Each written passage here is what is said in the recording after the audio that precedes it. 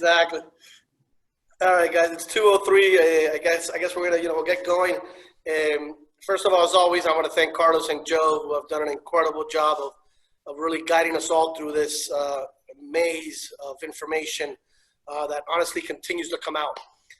As some of you may have heard or seen in our newsletters, the House now passed so an updated thing on the PPP, which may extend the amount of time we can use it for. It's it's going to include some forgiveness provisions, and we are now just waiting for the Senate. And I haven't. Carlos, have you heard anything from the Senate side? No, Carlos, I have not yet, but we do expect a vote this week is the expectation. Let's see. So, we wanted to make sure we did this webinar because, again, we don't know what's going to happen. We got to go on the assumption that what is out there today is what's going to happen for all of us and move forward accordingly.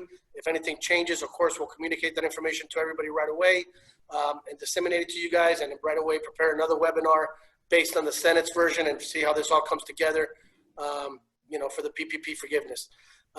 Again, I wanted to thank all of you guys. I mean, our clients, all of you have been spectacular. The support you guys have shown all of us, our team, and I hope that we have reciprocated that, and you guys feel that we have provided you with a level of service that has helped you guys navigate through all this as well. It's not over by any stretch of the imagination. I think once the PPP ends, we got to see what else comes after that. What happens with this virus? How our clients, how our businesses, how us as Regis, start making a comeback, whether it be to the office, start bringing our employees back. I know some of you have already started that process. I know some of our restaurant clients have definitely started that process. But it's going to be an ongoing process until I think a vaccine comes out. And I want you to know that your Regis team is here. It's ready with the support of our legal team, Carlos and Joe. I think we're pretty confident we can definitely help you guys navigate anything that comes up in the next 3 to 6 months, which is based on that's being optimistic that a vaccine is coming. So again, guys, please always know that I'm available 24/7. Most of you should have my cell phone. If you don't, please send an email to any of my team members. They'll get it for you. You can text me, email me. My team, I know, is there. And to be honest with you, I want to thank my team as well, who's done an incredible job and has worked countless hours and answering questions and supporting our clients. So again, thank you all for joining our latest of webinars on the forgiveness of the component of the PPP. I'll let George, my brother, just give a few the rules, I guess, so that we can ask questions and so forth. And then Carlos and Joe, you'll take it over. And I appreciate it, guys. Thank you as always. All right. So if you guys can tell, this is the first, for those of you that have joined our webinars prior, this is the first one we do through Zoom, which to be honest, personally, I had never heard of until this all started. Impressive what they've done. Honestly, we've given it some tries internally, and we've liked it a lot better than GoToMeeting. So hopefully you guys noticed that improvement as well. I will go ahead and mute everyone at the start of the presentation. If you do have any questions, please just go ahead and post those in the group chat window. That if you go to the bottom of your screen, you'll see a chat icon where you can ask questions, and then Carlos and Joe will get through as many of those questions as we can at the end of the presentation. As we've done in the past, if there's just too many questions for us to get through in the time allotted, we will prepare a Q&A document that we will email out and post on our website as well. And then, of course, the call is being recorded, so you can always access this at a later time through our COVID-19 response page. Other than that, I think we're good to go. Carlos, Joe, the floor is yours. Thank you so much, Carlos Rodriguez and George Rodriguez. Really appreciate it.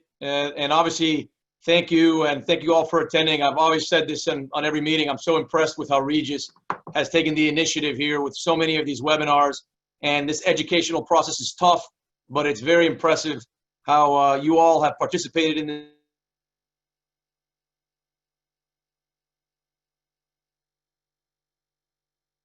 Hey, Zoompy, hold on. Sorry. I muted you by accident. I'm sorry. No problem. I'll just repeat. So thank you all. You're good? Can you hear me now? Yep, now you're good. Go ahead. Okay, so thank you all. And thank you again, Regis, for all you've done and all of you for participating. It's impressive how interactive this has been, and I can't speak any more praises for Regis than they deserve. I mean, this is just spectacular. I think we're on our 8th total webinars that Regis has presented, 7 with us. So we're really appreciative, and thank you for the opportunity. And congratulations on all of you for taking such a great initiative. Today, what we're going to talk about is part 2 of what we started in the last webinar. This is the Paycheck Protection Program loans, and this is called the Matter of Forgiveness Part 2. The first webinar that we did, we focused on the nuts and bolts of what it would look like from a forgiveness standpoint.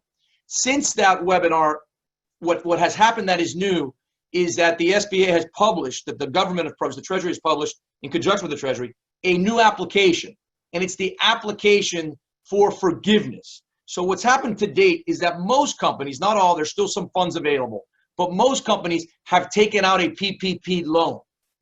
They've used it for several weeks now, many companies have. Now they're looking towards the second phase. They're getting over the hump of the hill, and now they're going down, and they're figuring out, how do I get this forgiven so we don't have to pay it back in the form of a loan?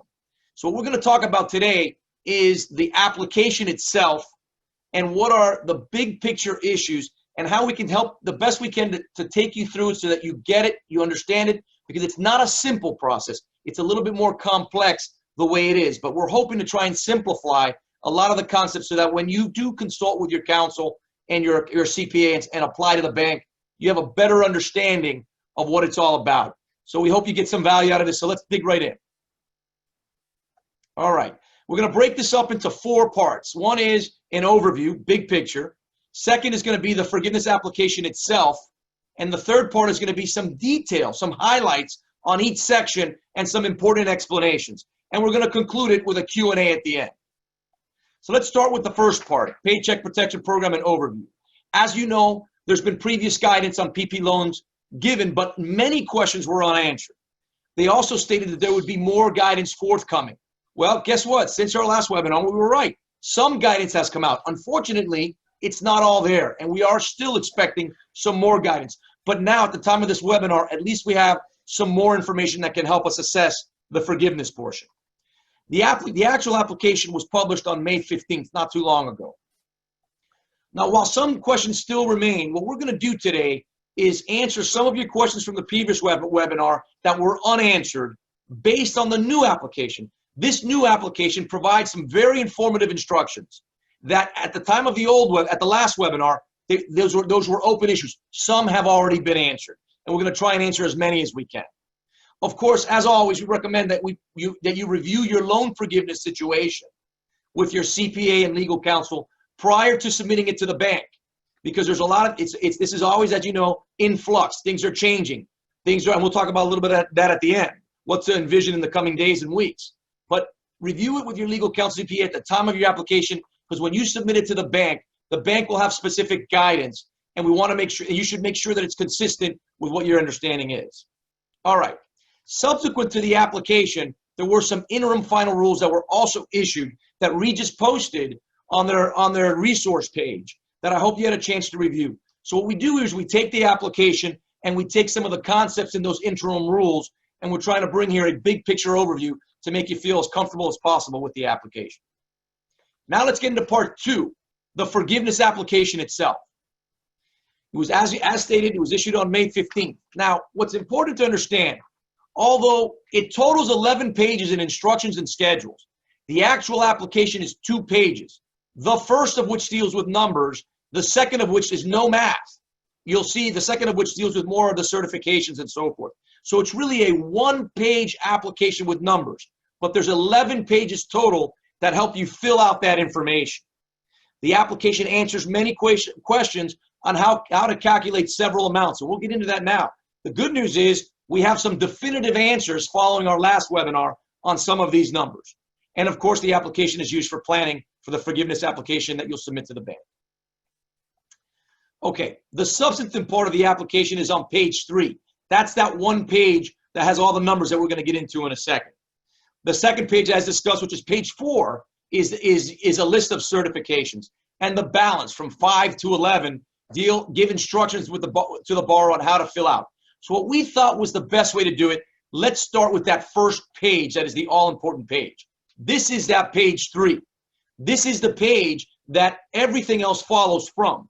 And half of the page is background information. You can see it on here. We're going to get into that in a little bit. It's the PPP loan number, SBA PPP loan number, whether or not you took out an EIDL advance amount or not, whether or not your payroll schedule is weekly, bi-weekly, twice a month, monthly or other, and you'll see that that will come in, that'll be important as we go down.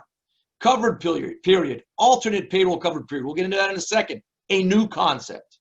Whether or not you actually took a loan out in excess of $2 million, you'll see why that's relevant. So that first half of the one-page application is more background information. The entire application, from a number standpoint now, will focus on the second half, which is lines 1 through 11.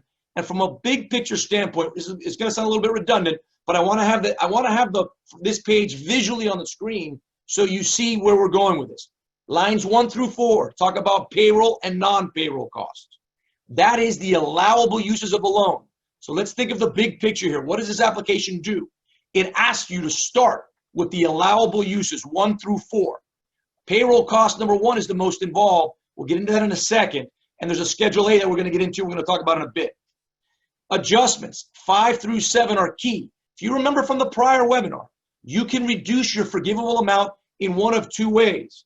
FTE reduction and salary compensation wage reduction. We're going to get into both of those. That's what lines 5 through 7 do. And 8 through 10, you insert numbers there. That's real easy math. You'll see it. And what you do in line 11 is choose the lesser of 8 through 10 to find out your forgivable amount. So as you can see, lines 1 through 7 are key. Payroll, non-payroll costs are allowable uses. And then how do you adjust it in lines 5 through 7? And then the balance of that is doing the math to calculate your loan forgiveness. I hope that gives you a big picture of where we're going with this presentation. Okay, that's the first half we just spoke about. And we're going to get into that in a little bit now. As you can see, visually we wanted to cut the page in half so you see it. We're going to get into mostly what we're going to get into from this page is the schedule of your payroll, the covered period and the alternate payroll covered period that for the first time is being offered this time. Okay, as you know, it talks about general information about the borrower. The new concept, alternate payroll covered period, allows you to use a slightly different covered period from payroll. And Joe's going to get into that in a second. The application also asks if your loan, together with affiliates, exceeds $2 million, which will likely audit an audit trigger. That's why that's in there in that first half of that page. If your loan exceeds $2 million, you're going to get it. There's a very high likelihood you're getting audited. It's likely going to issue an audit trigger. If you're under the $2 million, it doesn't mean you're not going to get audited, but they've made it clear that if you're over $2 million, that's the focus of the audit. Okay, we're going to just make sure we're on the right page. Second part, well, we're going to get into the second section, which is the first section is the background. The second section deals with payroll and non-payroll costs. Visually, it's easy to input lines 2, 3, and 4. Those are your business mortgage interest payments, your rent or lease payments, and utility payments. We've gone through this in a prior webinar. Those are easy numbers to fill out. Number 1 is the more involved, payroll cost, which is Schedule A line, which is Schedule A line 10, which is your ultimate number. We're going to get into that entire page in a second. So important points. This is where you enter your allowable costs, lines 1 through 4 of the application. That's where you enter your allowable costs for the use of the proceeds. It requires you to fill out Schedule A in order to arrive at line 1 payroll cost. We're going to get to that. But as you can see, of all of the sections in line 1 through 7, line 1 is the most involved, figuring out your payroll costs. Why? Big picture, FTE, it deals with how it affects your payroll costs. All your payroll costs go into various tables that are going to ultimately allow you to fill out those numbers. And we're going to get into that. Payroll is what drives a lot of the forgiveness reduction. Payroll drives a potential reduction for dollar per employee, which we'll get into. FTEs, of course, is another analysis that we're going to get into. Those are two main concepts I want you to keep in the back of your mind.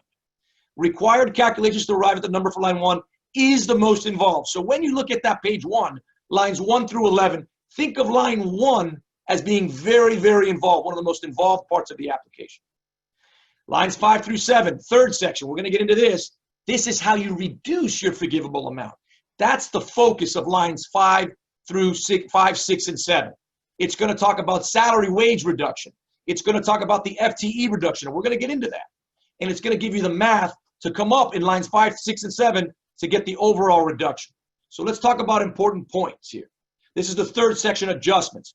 Once you figure out 1 through 4, which are your numbers, your allowable uses, you go to 5 through 7, which is what reduces your forgivable amount. So in this section, clearly it's the 2 areas that you reduce. If there's a reduction in FTE employees, which we're going to talk about, and a reduction in pay per employee greater than 25% compared to the prior full quarter. Concepts that we spoke about in the prior webinar. This section requires borrower to first fill out Schedule A and the accompanying tables, which we'll talk about now, 1 and 2, in order to arrive at the figures for 5 and 7. This is also a bit more involved, just like line 1 is, but there is a safe harbor here we want to talk to you about. Even though you fill everything out, the safe harbor concept is a key concept. What does the safe harbor do? The safe harbor is a mechanism to reduce or eliminate reductions in the forgivable amount due to changes in FTE employees and reductions in pay greater than 25%. So what is this all-important safe harbor concept that the application explicitly talks about mean?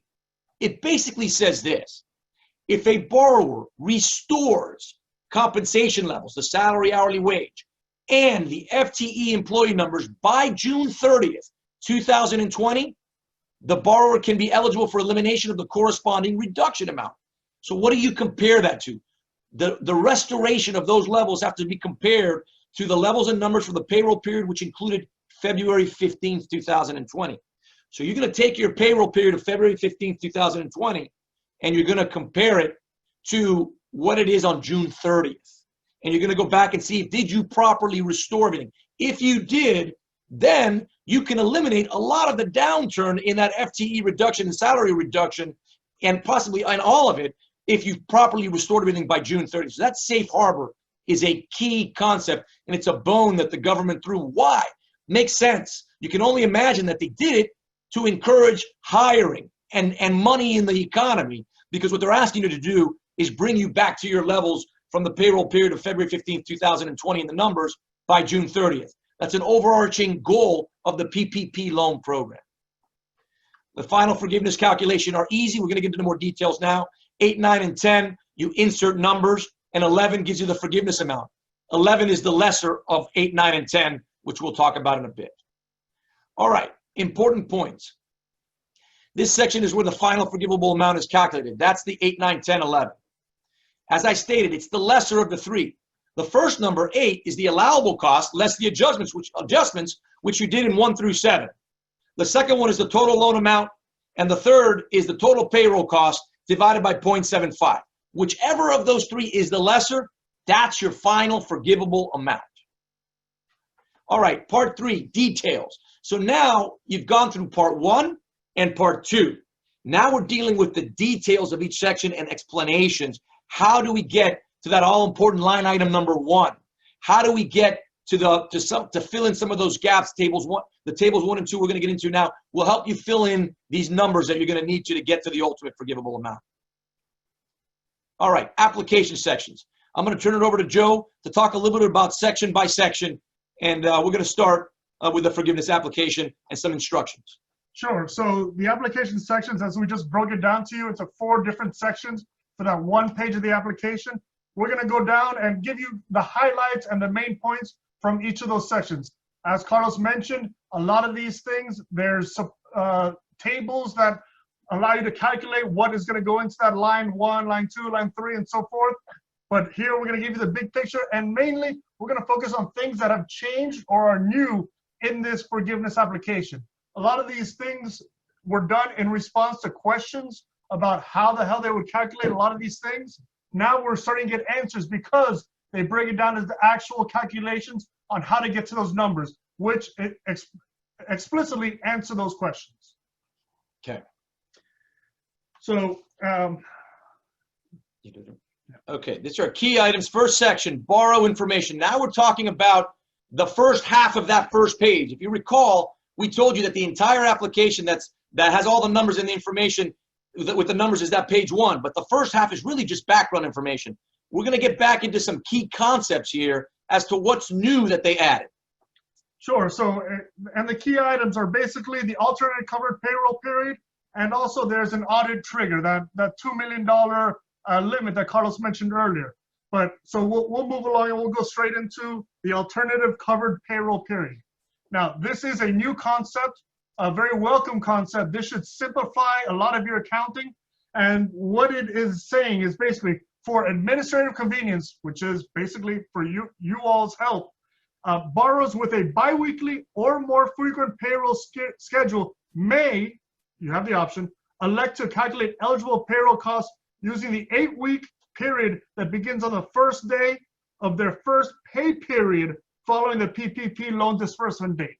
Now, prior to this, all the documentation said that your 8-week period started the day you got the PPP loan. And everybody thought, you know, there's gonna be so many headaches here trying to calculate. What this does is allow you to basically use the first day of whatever payroll period. Now, again, only for payroll costs, not the other costs, but for payroll costs. That way you can use whole increments. And again, it only applies if you use biweekly or more frequent. More frequent means either weekly payrolls or some shorter derivation, not semi-monthly or monthly payroll, only if you're biweekly. You can shift that payroll period so you can have entire payroll periods. Instead of breaking down one payroll period, you can have entire payroll periods covered, and you don't have to do that additional math to break down portions. Right. This is why they ask you in the first page, that first half, how often do you pay? Is it bi-weekly, weekly, etc.? If they're trying to figure out if you're eligible for the alternative payroll covered period. Okay, so Carlos just mentioned why the payroll schedule list is important. Another, as we already mentioned, the $2 million checkbox that will almost certainly lead to an audit. The government has said as much, and they're going to audit anybody, including affiliates groups, that has more than $2 million in outstanding loans. And last but not least, there still isn't direct guidance on when, if there is any deadline to apply for forgiveness. However, on the top of the form, it specifically says that has an expiration date of the form, at least, of 10/31/2020. Again, that could mean that there would be a later application that you could do later and still apply, but it would be a different application. We're not sure exactly how to handle that. But for now, we could kind of treat that as an expiration to apply for PPP loan forgiveness. What is new is that, and Carlos Rodriguez mentioned this at the beginning of this webinar, is that we know that the House has passed a bill, and we know that the Senate's going to be voting on a bill soon. So if there is the ability to use proceeds for an extended period of time, which we don't know how far that will be, it could be 24 weeks, it could be 16 weeks. We need to see where that lands. This issue is a moving target of when is the last day for you to be able to apply for loan forgiveness. A lot of the changes may be coming out in the coming days. Why? The country's still dealing with COVID-19, and Congress is still entertaining changes. Right now, it's not law, but the House has put a bill together that has significant amount of changes, including extensions. Let's see how that impacts this expiration date, which is a possibility of an end date for a loan forgiveness application, but that's not been confirmed yet. Okay. Second section. Now we're getting into the payroll and non-payroll costs. Remember, we're talking about the details. These are lines 1 through 4 that we already showed you at the beginning of the presentation. What we're doing now is highlighting issues for you to consider as you look at it from a filling out calculation standpoint, and how that gels. Okay, next. Okay. Additional payrolls may be allowed. These are payroll costs. Yeah, so this is a very important thing, and this is new as far as we can tell. They are allowing you to include 2 things, and they're both payroll, but they are costs incurred and paid during the period. What does that mean? In effect, that means if you paid out a payroll for example, on the 3rd day of your covered period, even though that payroll was for 2 weeks prior to the covered period, that payroll can be included in covered costs. Additionally, any costs incurred, so for example, the last 2 weeks of pay during the covered period, if that payroll is paid on the following payday after the end of the covered period, that can be included also. Now, that is a big change because you can now take effectively, if you have a biweekly pay period, 10 weeks and use it to pay for 10 weeks of pay and not just 8. So that little difference is huge, frankly. There was lots of discussion as to how they would handle it, if they would do an accrued versus cash basis, and they effectively gave businesses the advantage of using both. So you can pay for the very first pay period during the covered period. And remember, covered period, we can change it based on the alternate covered period. But whatever your covered period you decide, you can take effectively 2 weeks before the covered period and all the pay during the covered period, even if the last one is paid after the end of the covered period. Yeah, that's an interesting concept that has been that's new.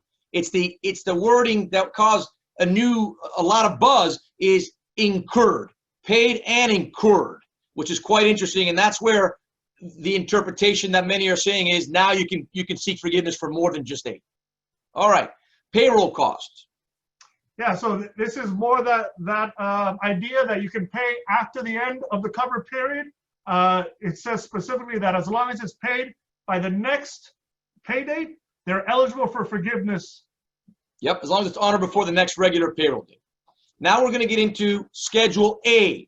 Remember, everything post the first few slides, those were the main documents of how to fill them in. Now this is the helpful information. Now we're getting into PPP Schedule A, which ultimately, if you look at this from a big picture standpoint, this PPP Schedule A ultimately ends up in line item number 10 with payroll cost.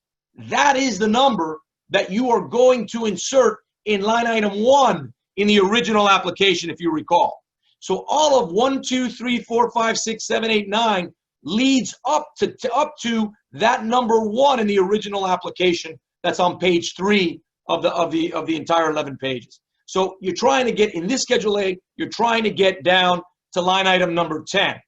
And you can see in here what this does is it helps you fill in cash compensation, average FTEs, salary wage reduction issues. And then it helps you go through tables 1 and 2, which we're going to get into some nuances. And then it also goes into line 6, 7, and 8, which talks about non-cash compensation payroll costs. Line 9 gets into compensation to owners, a new change that we're going to talk about now in a second. So as we go through this, what it's leading you up to is line item number 10, which adds up lines 1, 4, 6, 7, 8, and 9, the numbers that get to 10. There's a few other numbers in there that is going to help you as you assess FTE wage reduction. Okay, we're going now into the worksheet that goes to PPA Schedule A. I want you to think of this. Joe's going to get into some details. We're talking about Table 1 and we're talking about Table 2. Employees will fall in one of those 2 buckets. Go ahead. Yeah, and as Carlos mentioned, just like Schedule A gets you to line 1, these 2 worksheets also help you get into that Schedule A to get to line 1. So as we talked about, the payroll cost calculation is pretty much the most involved calculation in the whole application, and one of the ones you're going to spend, frankly, the most time on. But importantly, before we go any further, and I want everybody to understand what Joe just said, that's so important. This is a PPP Schedule A worksheet. It is Table 1, Table 2. These are key to get to the previous table, which is Schedule A. That schedule, what we're doing here is to ultimately fill in the information to be able to insert a number, line number 1 in the original application. Let's talk about big picture. What we're doing here is taking the 11 pages and getting to that line item number 1. Now, there's going to be other information about FTE and reductions that we'll talk about in a second, how this all helps calculate that. But in the end, what we're doing is we're working through that line item number 1. Go ahead. Okay, so before we move on to the next page, I want you to look at these 2 bullet points here that talk about what you insert in each one. The first one talks about all of the employees that are on these lists have to have a principal place of business in the United States.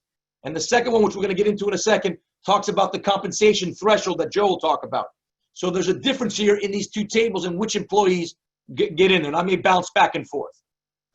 And just to follow up on Carlos's point, the difference between Table 1 and Table 2 effectively is that any employee who earned more than $100,000, and this is important, $100,000 equivalent in any pay period of 2019 gets bumped to 2. So anybody who earned more than $100,000 in any pay period, now that could be a pay period where a bonus was paid and whatever it may be, but in 1. So even if they only made, let's say, $80,000 total last year, For one pay period, the average compensation averaged out to $100,000 or more in that pay period, then they are bumped to schedule to table 2.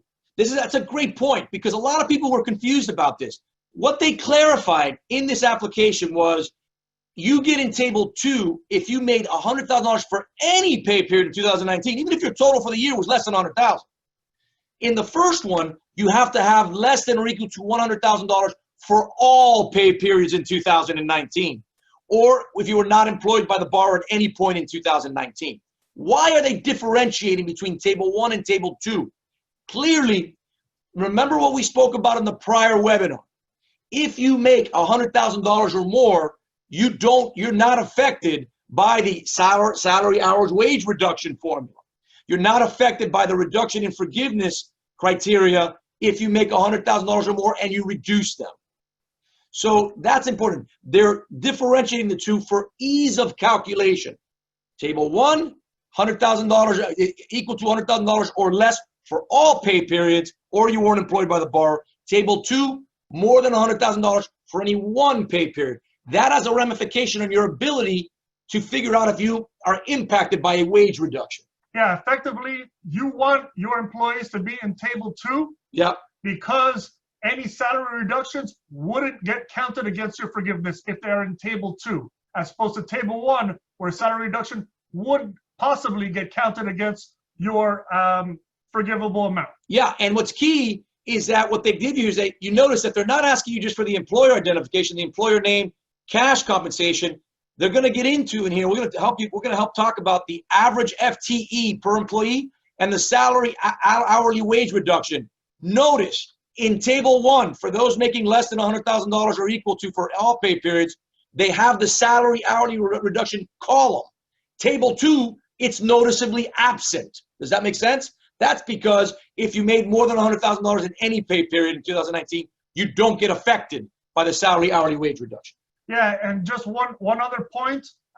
When you're going to fill in the tables, there are instructions in detail. For example, the maximum that you could fill in for cash compensation for any employee is $15,385, which is the equivalent of $100,000 over 8 weeks. Now, as we mentioned earlier, if your employees, if you squeeze in that extra payroll period, so effectively you get 10 weeks of pay during that 8-week period, the top end number doesn't change. So anybody earning more than $80,000 technically would probably max out if you paid 10 weeks worth of pay and you were trying to deduct that. So they would probably hit that limit too. Yeah, without any further changes with a bill or legislation, you're still capped at that $100,000. Yeah, so you're still capped at that $15,385 number. Right, the annualized number. All right, moving on. Let's talk about line item number 9 that we spoke about earlier, which is owners of business. They are treated differently. You may recall that when you applied for the loan application, many owners were allowed to not only have the annualized $100,000, they were allowed to add the health insurance, the employer's health insurance match, as well as the retirement plan match. That is no longer the case on some, and you'll see across the board, we'll see some nuances now.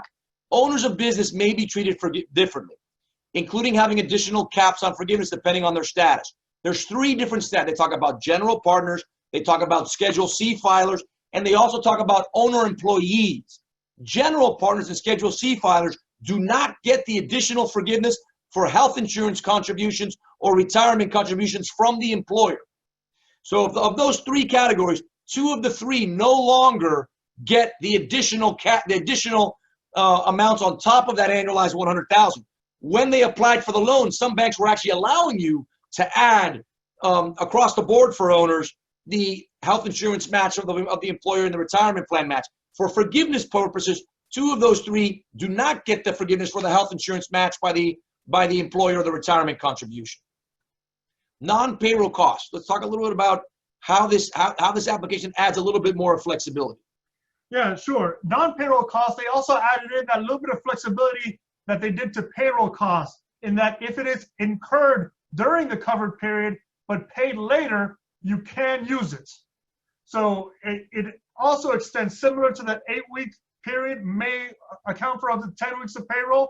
there is some flexibility for non-payroll costs also. Now, it explicitly says you cannot pay advanced mortgage interest, but they also give you the possibility to pay any costs to include any costs paid in forgiveness. So if you were in arrears in some kind of payment, let's say your electricity bill, and for example, your cover period didn't start until May, you can still likely pay April's arrears of electricity in May and have it forgiven.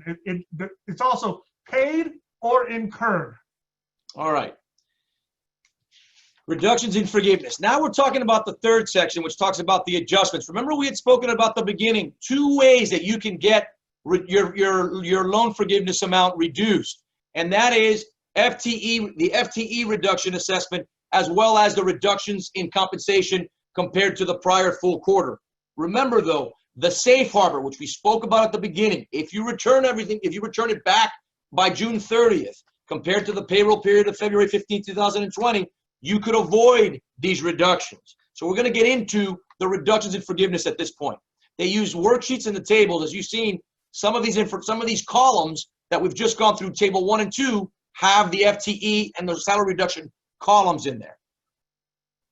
All right, let's start with reduction in salary, hourly rates, reduction in compensation. Go ahead, Joe. Okay, so the reductions in salary/hourly wage, which is how it's defined on the application, are calculated on a per employee basis. Now, why is that important? Because one employee may, for example, if they resign or if they terminate for cause, there are safe harbors in there that allow you to basically not count any reduction for that employee. So they are calculated on employee by employee basis and then aggregated to come up with your FTE calculations. Now, the reductions in pay are actually dollar for dollar. So any reduction in pay, again, above 25% reduction in pay is you are basically reduced from your forgivable amount. Remember, we still have the table 1, table 2 distinctions. So this only counts for people that were paid at all times last year less than 100K. So let's clarify that. That's a great point. So if you were reduced dollar for dollar, it only applies if you were making less than or equal to $100,000 for all pay periods in 2019. Not if there's one, you're out. You're in table 2. We just spoke about that earlier. And if they were not input in 2019, that would also put you in table 1. Having said that, what do you compare it to? You compare it, we spoke about this in the prior webinar. You compare it to the full prior quarter. Now, the FTE safe harbor is only calculated in the aggregate. It's all or nothing. So by June 30th, you need to bring everybody back bring the numbers back, the levels and the numbers on both the FTE and the salary hourly wage reduction to get full elimination of forgiveness. You follow what I'm saying? But it's an all or nothing. The FTE safe harbor, the FTE portion is only calculated in the aggregate, all or nothing. Yeah, so the FTEs, if you're, even if you fit all the safe harbors and a lot of people were fired for cause or resigned, there is a way to get to almost the same number, but you don't you can't use the safe harbor on the FTE side unless you have met the same number as February 15th in the aggregate on June 30th. So there's no, if you're one employee short, you don't get the benefit of the safe harbor, even though half of the employees resigned for reasons that you can exclude and other items. Unless you meet the whole thing, you don't get the benefit of that safe harbor. You got to compare it to the payroll period of February 15th, 2020. Now, on the salary, on the other hand, each employee, if, for example, they don't, if their pay has been raised on a per employee level, that dollar for dollar reduction amount goes away for that employee.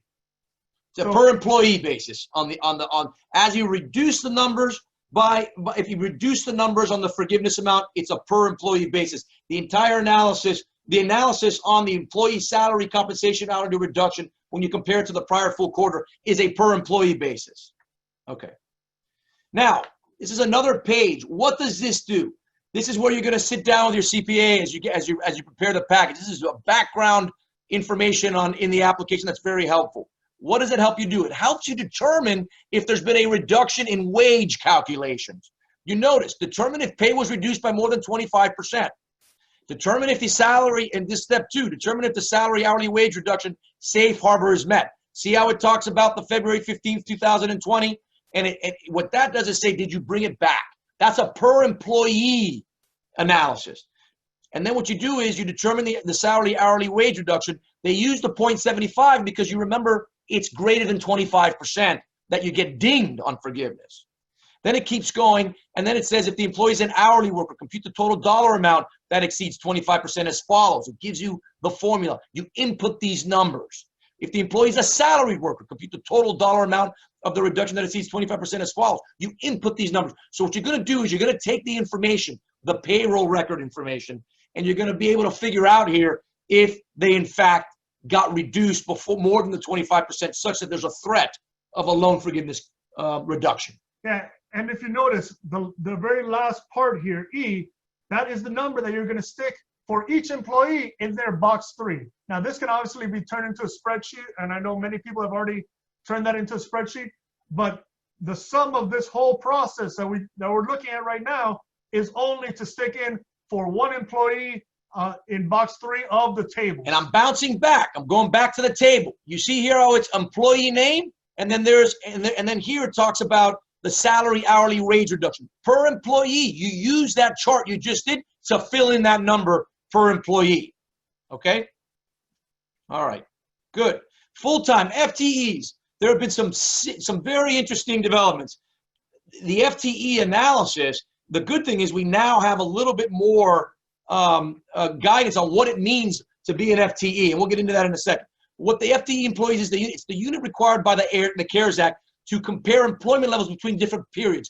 If you recall from a prior period, we would compare the covered period, which was the 8-week period originally as discussed, the original 8-week period after you get the loan funding. That was the original analysis, so compared to one of the comparison periods, which were the 2 periods, one in 2019, one in the beginning of 2020, and you got to choose which one was more favorable to you.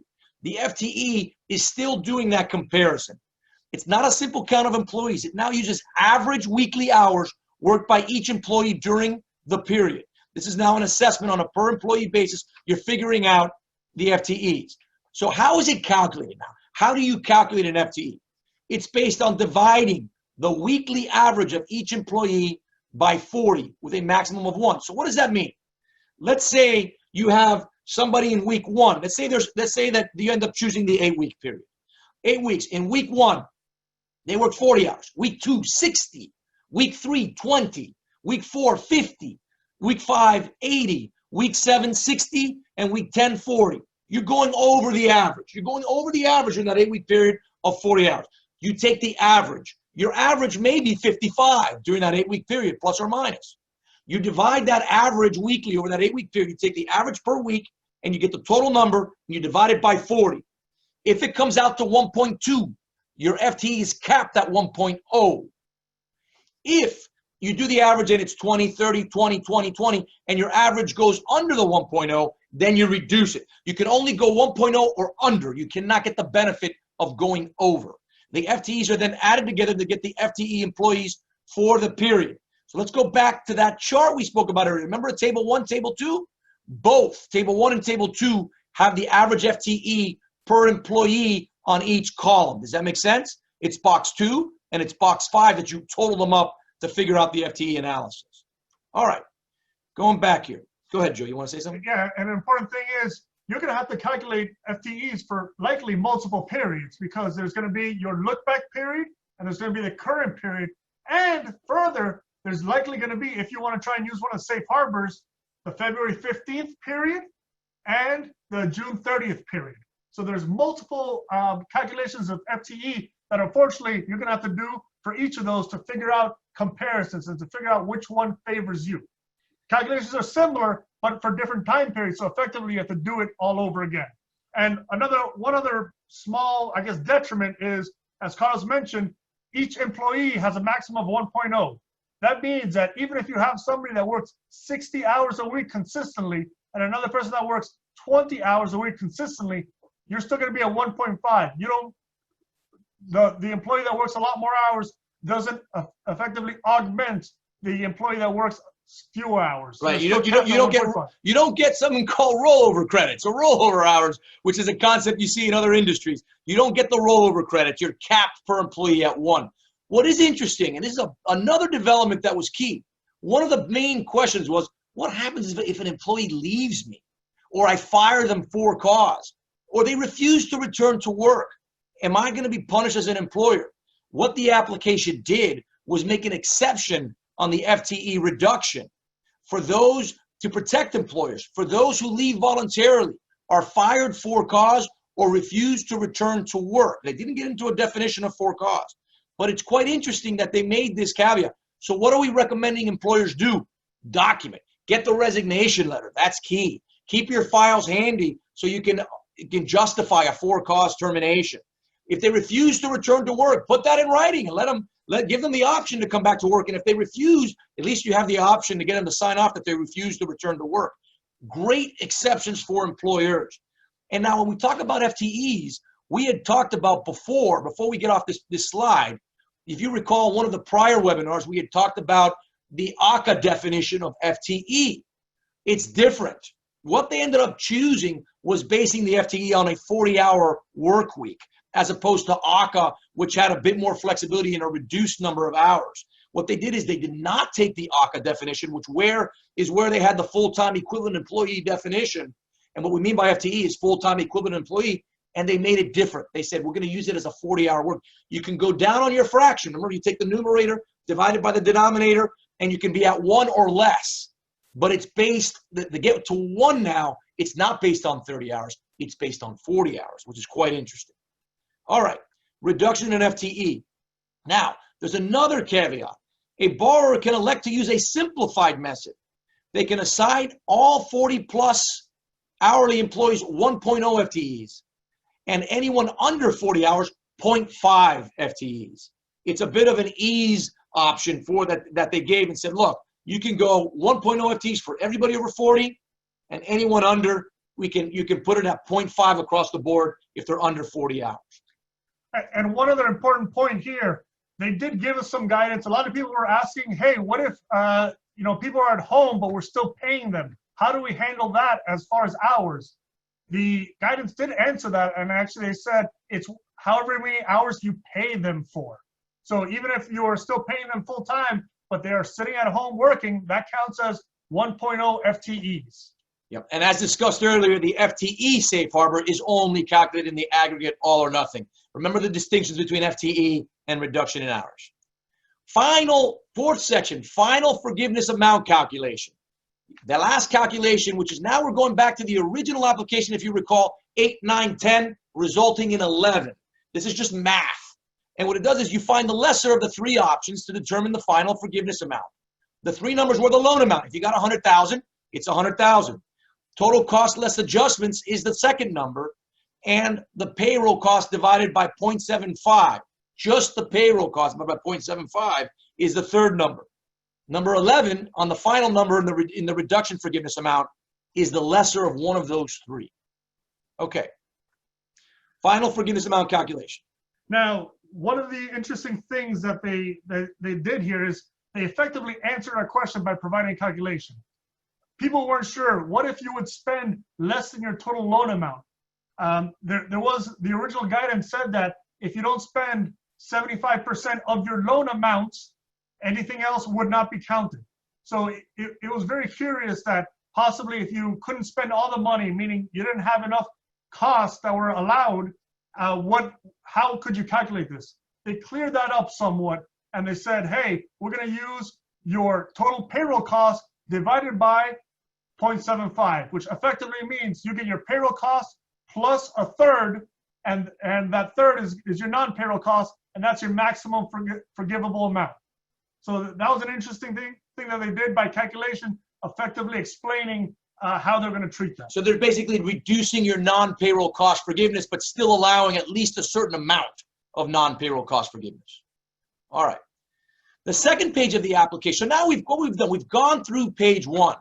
Let's recap real quick before we wrap this up, because we're almost done here before we get into your questions and answers.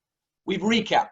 First part that we spoke about on numbers 1 through 11, we got the numbers 1 through 4 were allowable uses. Then we went into the FTE salary reduction analysis. That's 5 through 7. 8 through 9, you've just input numbers. Number 8 allows you to input the number from the calculations above. And then number 11 basically says the lesser of 8, 9, and 10. That's it for the application. What does the second page of the application do? They are just representations and certifications, and they need to be answered truthfully. So read through those. There's no calculations necessary for page 2, for that second page. Although there's no express deadline, we've spoken about the application lists the expiration date of October 31st, 2020. Remains to be seen if that'll be the outside date for filing your application. Remember, lenders are making a decision on forgiveness. They have 60 days from date of submitting your forgiveness application. That has not changed. If the possibility of meeting a safe harbor requirement, remember we talked about earlier, restoring levels and numbers back to June 30th, would increase the forgiveness amount and avoid reduction, some companies may wait until after the safe harbor deadline, June 30th, to file the application. So it's a moving part. Consult with your CPA, consult with your counsel, and see at what time does it make sense to submit the application. Yeah, and that June 30th date, by the way, is irrespective of whatever the end of your covered period is. So many people are going to end the covered period if they applied early, a while before that June 30th deadline. That's why it may make sense for companies to wait until that June 30th deadline in case they're still trying to pick up employees or bring them back, just so they can make that safe harbor period. And frankly, which will lead us into one of these last slides, the House has just passed a bill to amend several provisions of the Act. So if they're going to allow, for instance, some of the issues that they're seeking the House is seeking to change is the period of time for the allowable uses. They want to expand it to 24 weeks. The Senate and there's been talk about them doing 16 weeks. Either way, it will likely take many businesses beyond the June 30th date if they have additional monies to spend. There's also other things that the House Act, which is not law, has attempted to change, such as expanding the use of non-payroll costs, things of that nature, and certain other things that are laid out in the House Act. But that has not become law, and the Senate is now considering, and they're trying to, it looks like, work through a compromise legislation. So stay tuned for more updates. But the good news is that if they do go through with this, it may allow more flexibility on the use of these proceeds. And there's also talk on the House Act about the Social Security tax deferral and eliminating some of the restrictions that the CARES Act originally had upon companies seeking forgiveness and getting forgiveness under the PPP loan. So there's a myriad of issues that remains to be seen what will be left in. But I think in the coming days and weeks, stay tuned for more updates. So I wanted to thank you all for allowing us to do this presentation. I got to thank Carlos Rodriguez, George Rodriguez, and the entire Regis HR Group team. I hope this was informative, and we're here to answer your questions. And I can't tell you how humbled and thankful we are for the opportunity. Thank you, Carlos and Joe. You guys want to go ahead? We'll answer the questions, and we'll go from there. Okay, sounds good. I am going to pull up the chat room. Perfect. So, George, I am going to try and figure out where it is on my bar here, but I think it's more maybe. Oh, I found it. Okay. Let's go to the front. Hold on 1 second. Let me try and move this over here. I'm going to move this to another screen. Okay, first question. What is the deadline for submission of the forgiveness request, and how long before you know it has been approved? Okay, so for purposes of the forgiveness, the submission of the forgiveness, we now know that there's been hints that it may be October 31st. Why? Because the expiration date on the application says October 31st. However, with the House legislation and guidance forthcoming, that may or may not be postponed, but there is no definitive answer at this time. How long before you know it has been approved? The bank has 60 days from the date you submit the loan forgiveness application to actually make a decision. So what's important is that you could be reaching out to your banks in the coming days and weeks and asking them, have you provided us with the information? Do you have a loan application package to submit to those who got the PPP loan through you? And when are you opening up and accepting applications? Then you can guide yourself with your CPA and counsel what's the right time. Okay, full usage. Do all funds need to be depleted prior to submission of the forgiveness request. Well, what they're asking you to do is to use it for allowable uses. You can't use them. They're not out there saying explicitly, go ahead and use them for non-allowable uses. But what you do is you try your best to use them for allowable uses. Yeah, and at this moment, it still says that you only have the availability to use it during the 8 weeks. So if you get to the end of that 8-week period and you don't have any more allowable uses to use those funds, at this moment, you are basically going to have extra money left over that, frankly, you can't use right now, because the law only says you can only use those funds for those 4 buckets. You know, the employee payroll costs, utilities, and utilities, mortgage rent, expense, and those very finite things. If you come to the end of the 8 weeks, and again, this may change with the legislation, we're still waiting, but if you come to the end of the 8 weeks and you don't have enough covered costs to use it for, right now, you can't use it. You can't touch it. Right. Now, whether the government takes that back or converts it into a loan remains to be seen. Yeah, or converts it into a loan and lets you use it at that point, we're still not sure. This will probably be further defined, especially as we come towards the end. The first couple people's should be expiring soon, covered period. But the bill is almost certainly going to address this. And again, expanding the time to use it is probably the easiest way to do that, because I'm sure if you added another 4 weeks, you could probably use all the funds. So someone asked, well, what is going to be ultimately be part of an ultimate loan? Well, if you use the $100,000, if you have a $100,000 loan and you do the analysis that you just did in the loan application, there may be reductions, FTE reductions, wage salary reductions. So you may have used it for the proper purpose, but you get reduced the forgivable portion. That's what this webinar was about. That non-forgivable portion can be converted into a loan. That's what everybody's expecting. The question is, what about that portion that you couldn't use? It may be moot for many of you if they extend it to 24, 16 weeks, 20 weeks, whatever it might be. But there needs to be more guidance on what about those uses. If there is no extension and you can't use it, what happens to that money? All right. Will these funds be treated as ordinary income for income tax purposes? There is a specific guidance that they've issued that they're not, the intent is not to have these loan proceeds be part of ordinary income. Yeah. Consult with your CPA, of course, but there is guidance on this that the intent is not that companies be taxed on this amount that's given to them. Yeah, it clearly says that you will not be taxed on this loan as income. So that is clear. There is some question, and the IRS took a strange position earlier, but I believe that's been cleared up already. IRS originally said, hey, if that's the case, you can't deduct employee pay that you use these proceeds for. But it looks like the IRS is coming around on that, so that shouldn't be a problem. But no, it is not income. All right, next question. Are fees paid to PEO an eligible payroll cost? At this point, there's no guidance on that. And you know, obviously, Regis can feel free to chime in. But from what we understand, there is no guidance on that. There are a lot of different elements that go into payroll and payroll costs. And what they've stated is, what they're focusing in is the definition of payroll cost includes the compensation paid to the employees. So it does not appear explicit at this point, but there may be further guidance coming out. We're just not aware of any explicit provision that would permit those types of fees. And Carlos, that's the way we're looking at it as well. That, you know, our fees are not permissible or forgivable. You know, as much as I would love that to be the case, we haven't seen anything out there that says they are, so we're going to assume that they're not, to play it safe.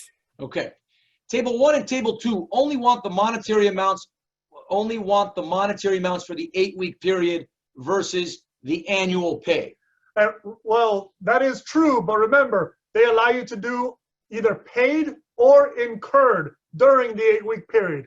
So you can either pay or incur a total of about 10 weeks during that 8-week period. That's why we refer to those possible 10 weeks paid. Although those amounts are basically paid during the 8-week period and the final paycheck after the end of the 8-week period. And remember, even if you go beyond the 8 weeks, you're still capped at the annualized $100,000 per employee. You can't take advantage of paying them above the $100,000. There's no explicit guidance on allowing that. Yeah, and as I mentioned, if you do the math, basically anybody who gets paid more than $80,000 during that period, so $80,000 a year rate, I should say, is basically going to hit that cap.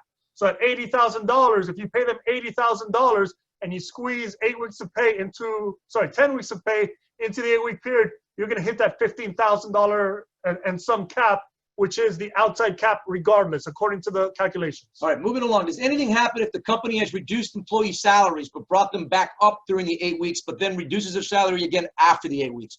There is explicit guidance. Just remember, what you need to do is bring them back up by June 30th, 2020. If they're up and down during the period from the date of your funding all the way up until June 30th, what they have told, what the guidance out there says and what the application clarifies a bit is that it's June 30th.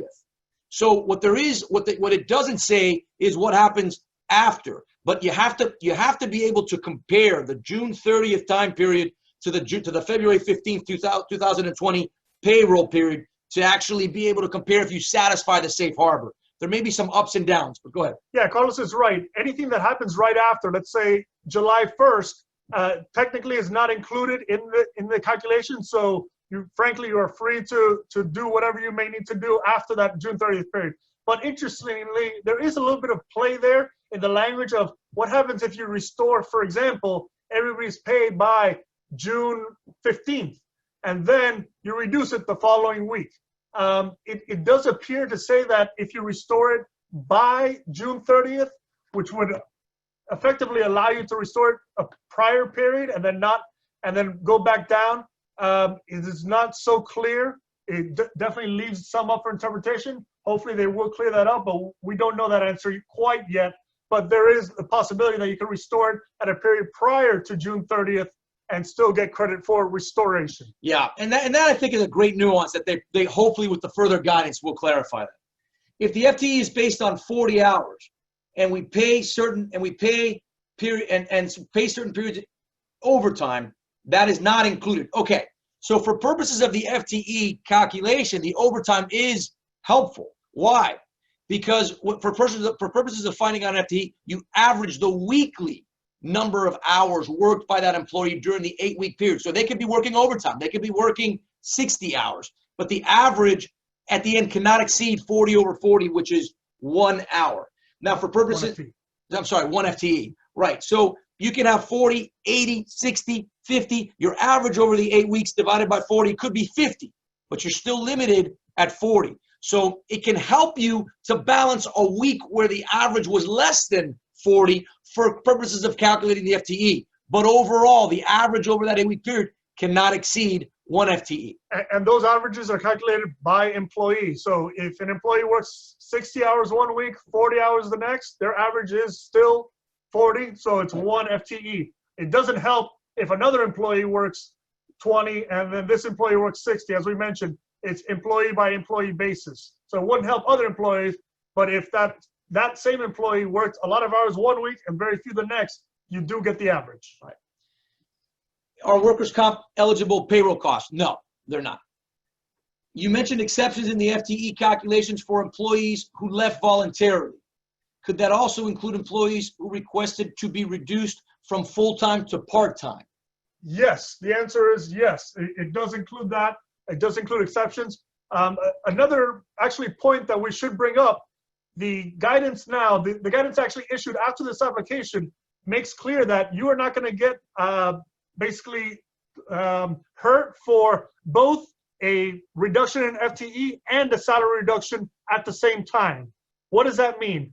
Let's say you had an employee that worked for the first half of the payroll period at, let's say, full-time, 40 hours, and then the second half of the payroll period, they were laid off. Now, the first half, it counts as 1 FTE, but because the second half, effectively his FTE calculation would be 0.5 if you did average over the 8-week period. And not only that, his salary went down because he wasn't getting paid the second half. Now, what this makes clear is, hey, you're not going to get credit. You're not going to get credit for salary reduction if it's due to an FTE reduction.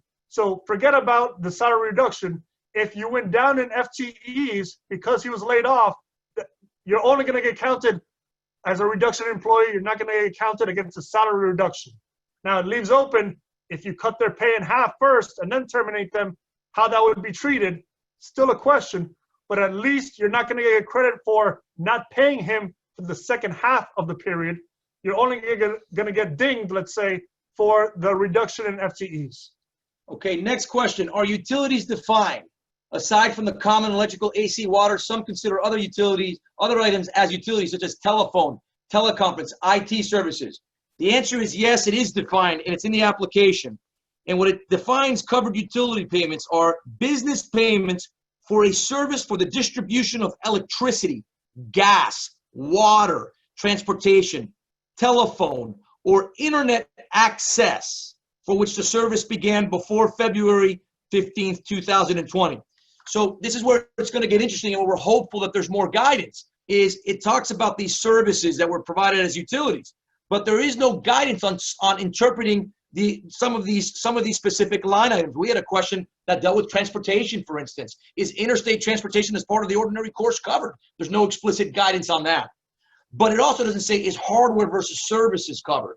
And what it seems to be saying here is for which service began February 15th, 2020. Other than that, that's the key definition for utilities that has been provided. We are hopeful that there will be more guidance. So before we can give you a definitive answer, if it goes beyond that, we need to wait for further guidance. But at least it does tell you electricity, gas, water, transportation, telephone, or internet access for which service began February 15th, 2020. Yeah, and I don't think internet access means IT services, right? So it means what you pay for your internet Yeah, bill. Carlos, I think that we tend to agree that that's the interpretation. However, stranger things have happened. Let's see what the guidance comes out. They've surprised us, but it doesn't say specifically IT and things of that nature. We've had that discussion internally. We'd like that, of course. That would be hopeful, but I think you're correct right now. There's no explicit guidance on that. All right. Are rents only inclusive of building or storage, space, parking, etc.? So the way that they define covered rent obligations is business rent or lease payments pursuant to lease agreements for real or personal property in force before February 15, 2020. Many lease agreements will have provisions where you have parking, where you still pay a sales tax for many people. The people do it in a certain way. They'll have rent where you pay a sales tax, and it's all part of rent. So at this point, I think a lot of things that you would ordinarily include as part of your rental obligations, it appears that they're heading towards allowing that. Having said that, let's see if further guidance not only expands the definition of utilities to give examples, but it'll expand that. But things that are ordinarily included in the definition of rent, which can include CAM, parking, rent, things like that, we are hopeful that they will be included. Confirm with your CPA before submitting it to the bank, and maybe even confirm with the bank. But it does seem that those will be included. Yeah, and remember, those other costs, other than payroll, are basically capped at only 25% of the Right. forgivable amount. So payroll is going to be the big ticket item. But one caveat there is the new bill passed by the House is seeking to basically increase the non-payroll cost portion from 60-40. Sorry, to Right. 60-40. From 75-25. Yeah, so Right. that could become more important. But right now, since it's at 75-25, those non-payroll costs, you're probably going to hit that limit pretty easily, depending on how big your payroll is, of course. But that could change. And just to expand, there's a big push to expand the use for the non-payroll costs, not just to those three buckets. So it may be that either these definitions are expanded to provide that clarity that we need, or there may be additional uses. We just don't know. But I think in the compromise legislations between the senators and the Senate and the House, we'll hopefully have some more guidance arise from that. All right, can a 1099 employee be counted towards the forgiveness amount? No. 1099s apply for their separate loan. Many businesses do have 1099s that decide to enter into these independent contractor relationships and so forth. We were hoping that that would be allowed as part of the business loan, but instead what they've stated is those 1099 contractors need to apply for their own loan, and they're allowed to do it, but they're not part of the usable proceeds for purposes of the four buckets we've talked about in the prior two webinars. Yeah, those are not covered costs. You cannot use the funds for that, and by the same token, they will not get forgiven. Okay, next one. Are new employees hired covered above the existing headcount that was retained for the period covered? Just want to make sure if my newly hired employee's salary gets included in the PPP forgiveness. So for purposes of that, the FTE calculation for purposes of forgiveness does not deal with employee. It's not employee specific. So you could lose an employee, hire an employee, and salvage the FTE calculation. So hiring new employees doesn't give you the added benefits, but it can also help you salvage a reduction if you've properly hired an FTEE during that forgiveness period when you compare it to the prior covered period. Okay, next. If salary and hourly wage compensation was not reduced for any employees, what number do we include them in the column for salary hourly wage reduction? Zero. Yeah, zero. Zero. If nobody had any reduction, and frankly, if nobody had any reduction above 25%, because remember, you do have kind of a grace amount there. So you can reduce everybody in the company down by 20%, and still that number would be zero. Cloud services is typically a rent for series used in the cloud, such as cloud services. Should this be considered? I assume that you're thinking about that for purposes of utilities and so forth. In the utilities, it doesn't really get into other than internet access. So when it talks about anything that is virtual or internet-based or anything of that nature, the only thing in the actual definition in the application says internet access, and it limits it to access. So hopefully either the House expands it and the Senate expands it, or there's more guidance. But that's as much as we have. There's zero mention of cloud services per se. It talks about internet access. And yep. I'm sorry. Look, I have a feeling too, guys, that when the banks, remember, all this has to be submitted to the banks, and the banks are also going to give us some guidance, whether right or wrong, time will tell. But they'll also be able to give us some guidance as to, yes, we're going to submit this, or no, we don't believe this is forgivable. So again, I think we have to wait for the Senate to come back, hopefully some additional guidance, and then, the cloud service one is one I hadn't even thought about, but that's a great question. Carlos, that's a brilliant point. If there's a lack of clarity. I like that brilliant. That's awesome. Yeah. Thank you so much. If there's a lack of clarity, go to the bank. The bank is deciding your forgiveness. They obviously work with the federal government. We all know that. But the bank is going to say, and you can say, look, here's our backup invoices. This is what we do. Are these considered forgivable? Hopefully the bank will have the guidance you need if the federal government doesn't give it. We all know that when the loan amount application came out, banks had differing approaches. Let's see what happens there if there are some unanswered questions. Yeah. You want to say something before we move on? Yeah, and importantly, the banks are going to operate based on standard operating procedures that they get from the SBA. Right. They may not have those yet. So your banker may not know that answer today, and who knows when he'll know that answer. Right. But eventually they do have to decide it. So they're going to have to make either an interpretation decision, or by that time, maybe they do have standard operating procedures. Say you have funds left and are running out of time. Are bonuses eligible? Bonuses are part of the compensation, the definition of payroll costs for purposes of forgiveness. What you got to be careful about, and what our colleagues in the industry, in the legal industry, are talking about, is best practices are stay within the ordinary course. You do something that's out of the ordinary to capitalize on the forgiveness issue. Could you become a target of an audit? Could you? So the recommendation, speak to your CPA and your own counsel, has been to try and conduct yourself when it comes to bonuses in the ordinary course and so forth, as opposed to doing things to manipulate the process. But again, seek your independent counsel and CPA. Some have differing approaches. What we're doing is we're looking at it more from an ordinary course scenario when it comes to bonuses. But bonuses per se are included in the definition of payroll costs for purposes of allowable uses. Does the 56-day period start on the day we got funded, May 4th, or can we extend to a later date? This deals with the conversation Joe had earlier concerning the alternate covered period and the covered period and the paid and incurred issue. Do you want to add on that, Joe? Yeah, as we mentioned, for payroll purposes only, you get to shift that date to a start and coincide the start with a pay period for your employees. And that's more administrative convenience, as they say, to help you guys out so you're not chopping up payrolls to decipher, okay, which portion belongs to what, and how do we divide, for example, FICA and all those various costs. That's more administrative ease for your benefit. As we talked about, we're still in the paid and incurred payroll costs, so that doesn't change your basically 10 weeks that you can get, but it is something that makes things easier. And to answer your question, don't go beyond the alternate covered period or the paid period and the paid versus incurred. You can't discretionary say, okay, I'm just going to choose, June 1st to August 14th. You can't choose it. You've got to go by the periods that they offer you. The 15,385 cap you made reference to was for what time period? The 8 weeks. Well, it's for the entire covered period or alternate covered period, including the paid or incurred analysis, which can expand a little bit beyond the 8 weeks. Yeah, and this is a little thing that basically you have to devise it and get it from the calculation. They say that no matter what, any employee is limited to 15,385. So that is an upper number. That's why we talked about that, yeah, you can pay them up to 10 weeks, but if they get paid more than, in this case, $80,000, you're going to hit that if you do use 10 weeks pay. But that 15,000 figure comes from 8 weeks at a $100,000 annual pay average. Okay, temporary labor. We rely heavily on temporary labor paid to a staffing agency due to the seasonal nature of our business, at times up to 50% of labor. Are these costs included as payroll costs?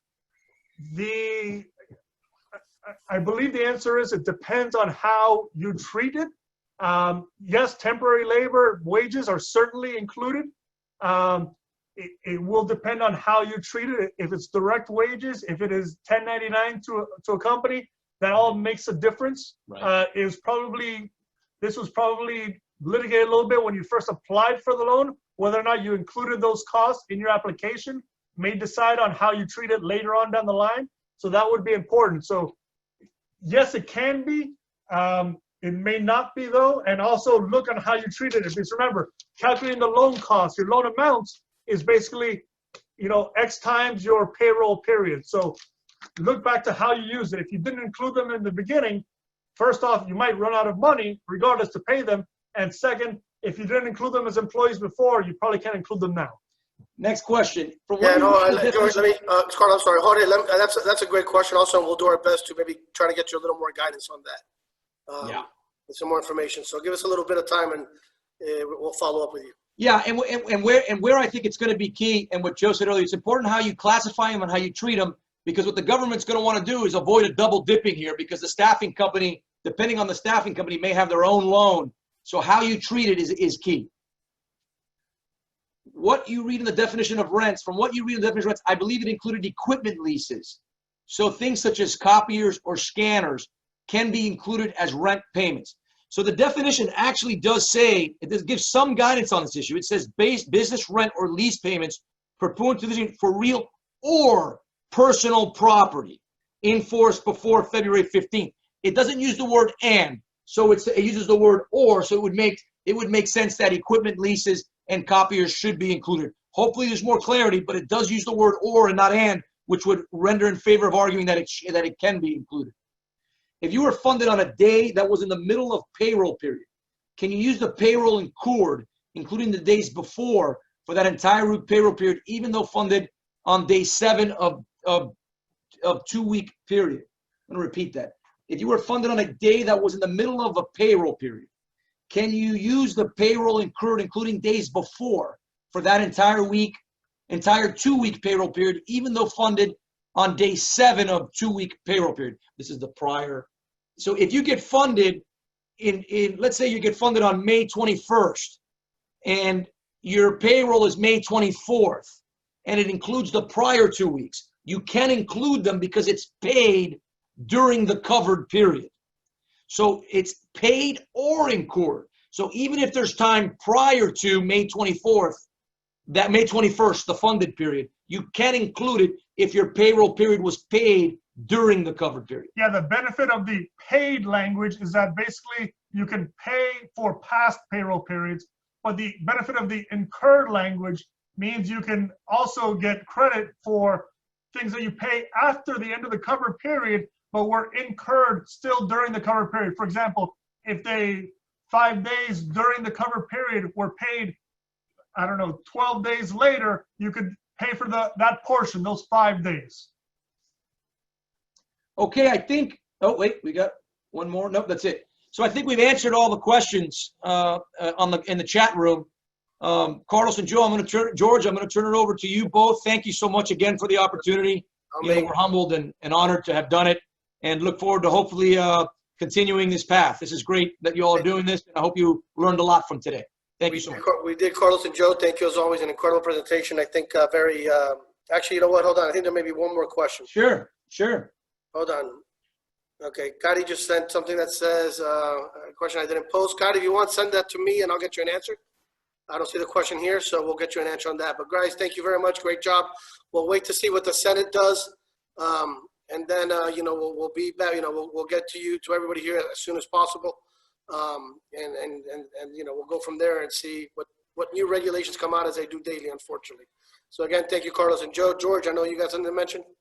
Yeah, I just wanted to let everybody know again, as some of you have already, I know a lot of you have already seen this, but just as a quick reminder that we put out this COVID-19 HR guide for employers. Really, really great tool, a lot of great information. The newest updates address reopening procedures and safety tips and things like that. It's available on our website, on our homepage. It's also available on our COVID-19 response page. Obviously, of course, you can always email any one of us or your HR rep, and they'll get it over to you as well. But really great tool to have at your disposal. So that's about it. Thank you, everybody, for joining. Thank you all so much. Stay safe.